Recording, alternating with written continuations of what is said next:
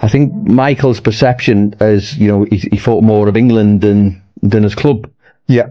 But with mine, I thought more of my club than England. Yeah. Now, people can think what they want. I mean, I always thought I was better than Michael, in all honesty. Even when Michael was coming through, and I'm not sitting here being egotistical or being derogatory towards Michael.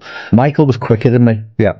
But every other element of being a striker, I genuinely think I was better. Right. Now, Michael can sit here and he can say exactly the same thing, but that is my opinion and that is my self-confidence. I was better in every aspect of being a striker. He's in the England setup, lights, camera, action for Michael Owen. And it seems to me that you're becoming a little bit of an afterthought. Did I want Michael to fail or did I want him not to do well? Of course I wanted to play, but I did not want Michael to not succeed. I know you. When I was 20 and 19 and whatever, and banging in goals left, right and centre for Liverpool, of course there was, I was a hero and adulation and whatever, but it's nothing like Robbie Fowler. And me, as I said to you earlier, me and Jamie Carragher used to room, and he would always be saying the same thing to me. He says, do you know what? I know why. He says, they feel, Liverpool fans in general, Liverpool people, Liverpool fans, in general think that you made your name for England. It's like you're England's, right, and you're not Liverpool's. Yeah. And let's get it right, without generalising, Liverpool's not the most patriotic place in the world. Not at all. But I said to Kevin, I won the Golden Boot in my first frigging year here. Like, wow. He said, I know. But that's just how people feel. C'est difficile d'être aimé. Hein. C'est difficile de s'être aimé. Je pense que les choses que souvent les gens cherchent dans la vie, derrière tout, les quêtes que on s'impose là, c'est la volonté d'être aimé, admiré, ou quelque chose comme ça. Et c'est très compliqué parfois quand on observe souvent certains personnages.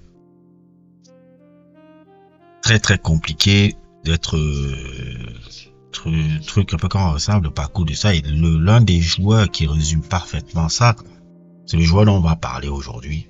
Quelqu'un qui est un peu oublié dans l'histoire, malheureusement. Mais même si sa carrière a été jonchée de blessures et tout, j'aime souvent rappeler aux gens que ce gars-là fut un joueur extraordinaire. Michael Owen. Michael Owen, qui était un prodige du football anglais, prodige même du football mondial. Un de mes joueurs préférés d'enfance aussi. Je vous avouerai que à la Coupe du Monde 98 qu'il avait fait là, il était entré dans les joueurs que je commençais à kiffer et tout. Michael Owen était un prodige. Avant l'émergence de Wayne Rooney, c'était vraiment Michael Owen un peu. On voyait qu'on voyait avoir une carrière longue et tout. Surtout les débuts qui étaient vraiment extraordinaires. Faut pas oublier que ce gars-là, ses premières saisons, je crois que sa première saison professionnelle, le gars devient meilleur buteur du championnat anglais. Littéralement. Si je me trompe pas. La première saison du gars, il devient champion. Non, pas il devient champion d'Angleterre, mais il devient meilleur buteur du championnat anglais.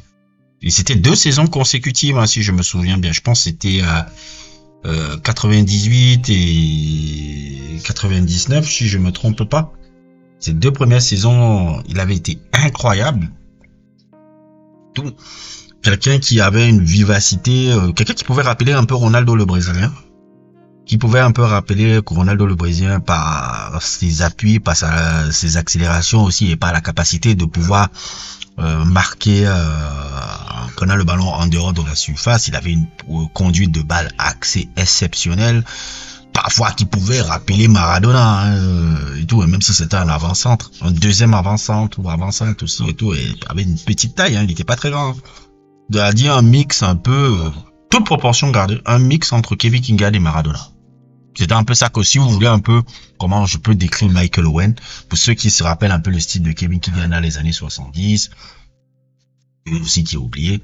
Tout. Et en regardant son interview là, je me suis rendu compte à quel point, même si tu as de l'argent, même si tu as une carrière qui a été assez honorable, même si tu as coché un peu toutes les cases, même si tu as un palmarès aussi plus ou moins conséquent, il y a des blessures qui restent toujours. Ça, c'est quelque chose que je retiens souvent avec les sportifs de haut niveau.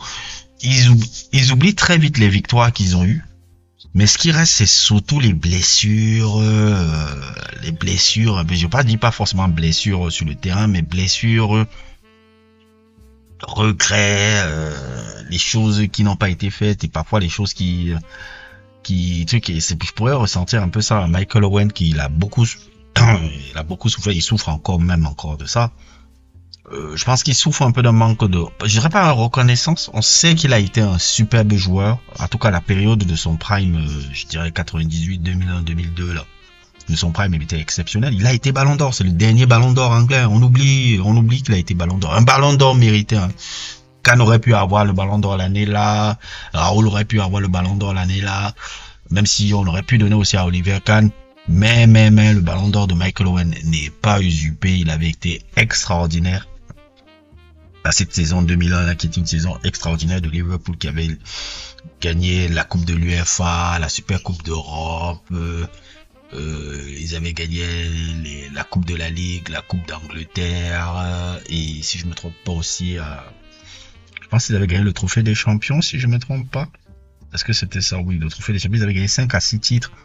Et Michael Owen avait été un titre même qu'il avait accueilli, même avec une certaine forme de naïveté, parce qu'il savait pas ce que c'était le ballon d'or. Et je pense un peu que c'est un peu aussi ça dans l'histoire un peu de ce personnage-là. J'ai l'impression parfois qu'il n'a pas été, qu'il n'était pas forcément passionné par le football. Il était bon là-dedans, il savait qu'il était bon là-dedans.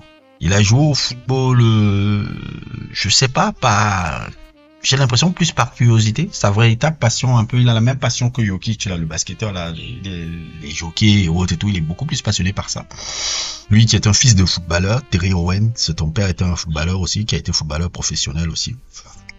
Très très bonne carrière aussi, lambda, qui a joué dans Chester, surtout à Chester, l'équipe de Chester. Il a été aussi à un moment donné à Everton, son père et tout, et lui, Michael Owen, là, il souffre beaucoup de ça, il souffre beaucoup du manque de reconnaissance, et il souffre aussi beaucoup du manque d'amour qui peut-être il est à Liverpool. Je pense aussi que c'est ça qui reste là, parce que Michael Owen, on oublie, il a été ballon d'or, il a été il a une belle carrière à Liverpool, mais globalement, à Liverpool, il n'est pas aimé comme ça. Vraiment pas aimé. Il n'est vraiment pas aimé. Pas du tout aimé. Pas du tout aimé. Déjà, par la manière dont il était parti en 2004 au Real Madrid. Le fait qu'il est parti à un moment donné à la fin de sa carrière. Il a fait le crime de lèse-majesté de partir finir sa carrière à Manchester, si vous vous rappelez bien. Il a fini à Stoke, mais il était parti à Manchester, où il a gagné même encore un titre de première ligue là-bas. C'est horrible. Pour l'œil d'un supporter de Liverpool, c'est pas complètement signé vers l'ennemi. Surtout lui qui je dirais pas forcément il est un natif de Chester, mais c'est quelqu'un qui a été formé à Liverpool, donc normalement tu ne dois même pas penser à faire ces trucs-là. Et je pense un peu une petite jalousie un peu par rapport à l'autre qui est aimé. L'autre attaquant qui a été un très grand attaquant au début des années 90. Après il a voilà, Robbie Fowler.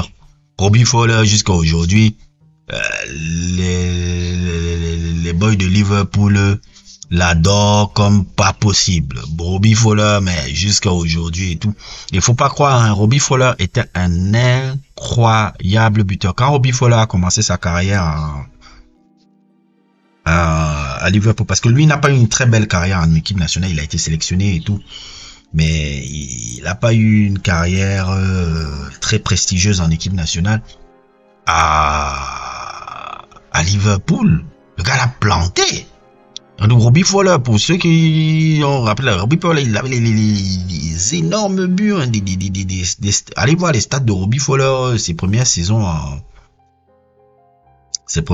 Liverpool, hein. Je te parle de sa première saison, il a 12 buts, 28 matchs, 12 buts, 45 matchs, 42 matchs, 25 buts, 96, il marque carrément 28 buts en 38 matchs, même quand il est un peu pas top, soit c'est 18 buts en 32 matchs. Robbie Fowler, c'était un fabuleux joueur, un fabuleux gaucher, vraiment un attaquant très racé, très intelligent, vraiment un attaquant, très beau attaquant. Et c'est lui qui est aimé par les trucs là. Je pense aussi que l'histoire où il avait supporté les Docs et tout. Quand les Docs, je parle des supporters et autres, tout, avaient des problèmes un peu et autres, tout, il avait montré un peu à la classe ouvrière, parce que Liverpool, c'est beaucoup la classe ouvrière aussi. C'est ça qui a fait l'histoire de ce club-là. C'est pour ça que je dis souvent, je me rappelle plus dans quel sujet j'avais dit ça. Si vous voyez à Liverpool, par exemple, les Kardashians et tout ce bling-bling qu'on voit au PSG et tout, et qui est normal qu'on voit au PSG, je ne supporterai pas ça, parce que je dis non, ça détruit ce que l'histoire de ce que ce club est, ce qui a fait ce club est, la classe ouvrière. Et lui qui avait supporté un peu les problèmes un peu de grève que les trucs de la classe ouvrière, il avait plus que là-bas, c'était absolument fou. Lui qui est un natif aussi de Liverpool, hein, le gars, il est aimé jusqu'à aujourd'hui. Robbie Fowler, il est aimé. Hein. Et Michael Owen souffre de ça. Alors que par contre, Michael Owen a été un peu c'était la star du monde, mais à Liverpool, il n'était pas là, c'était Robbie Fowler. Je me rappelle, c'était un contraste que je revoyais toujours à l'époque. C'est-à-dire, dans le monde, à l'époque de sa période dorée, 97 jusqu'en 2001-2, Michael Owen est la star du monde.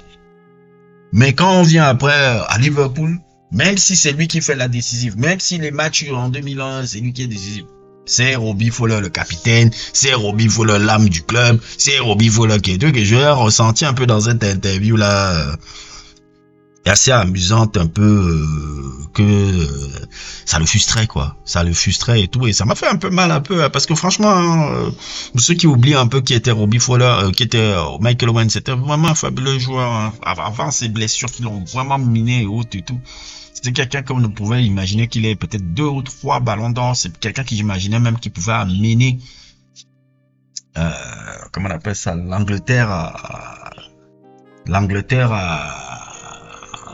à gagner la Coupe du Monde sans ses blessures.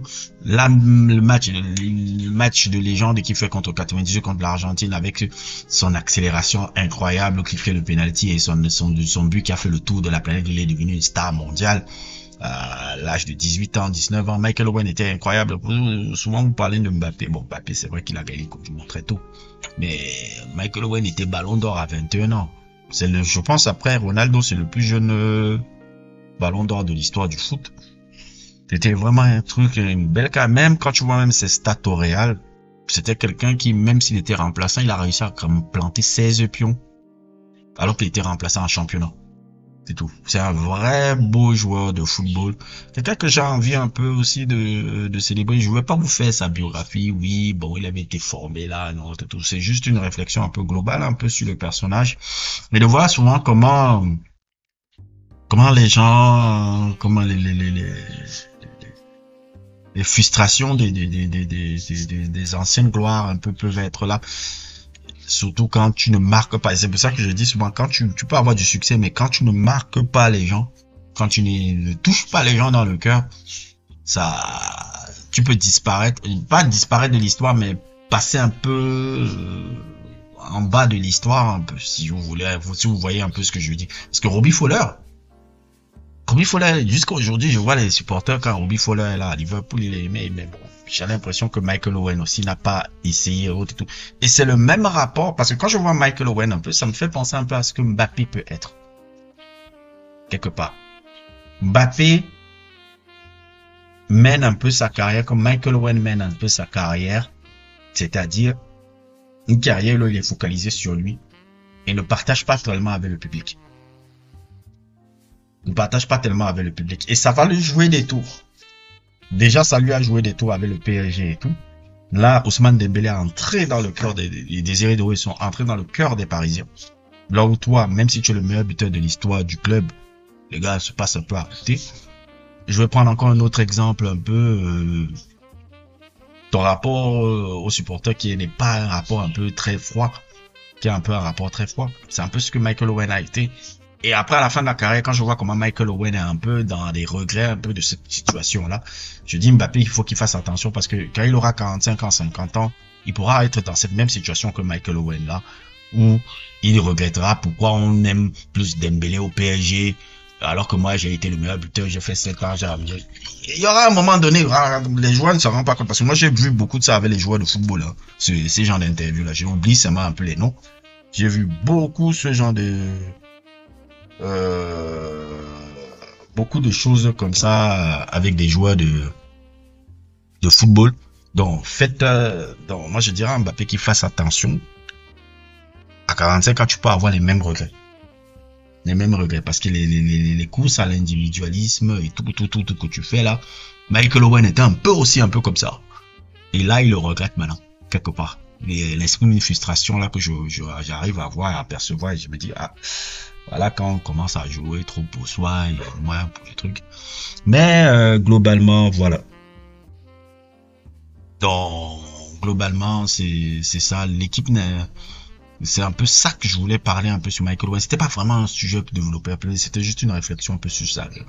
Globalement, sa carrière, globalement, ses moments, et surtout ce truc là où je voyais la frustration qu'il avait par rapport à son coéquipier Robbie Fowler, qui est plus aimé que lui et tout. Je trouvais que c'était intéressant à faire et je voulais vous partager un peu ma réflexion du jour par rapport à ça. N'empêche, ce fut un fabuleux joueur. Si, pour les Genzi qui n'ont pas vu, allez taper Michael Owen sur vidéo, là, vous allez voir des très belles choses et un joueur qui était vraiment exceptionnel. Bref, n'hésitez pas à liker, n'hésitez pas à vous abonner et à plus d'autres aventures.